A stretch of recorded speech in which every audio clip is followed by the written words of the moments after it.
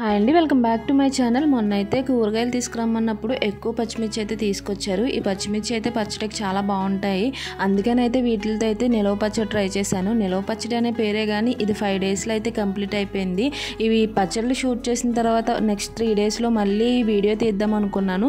మర్చిపోయి 5వ రోజున డబ్బా ఓపెన్ చేస్తే కొంచెమే మిగిలిందనమాట. మొత్తం ఖాళీ చేస్తారు. అంత బాగుంది పచ్చడి అయితే. మీరు కూడా ట్రై చేయండి. అలాగే యూట్యూబ్లో వీడియోస్ పెట్టట్లేదు ఏంటని ఎక్కడికి వెళ్ళినా అడుగుతున్నారండి.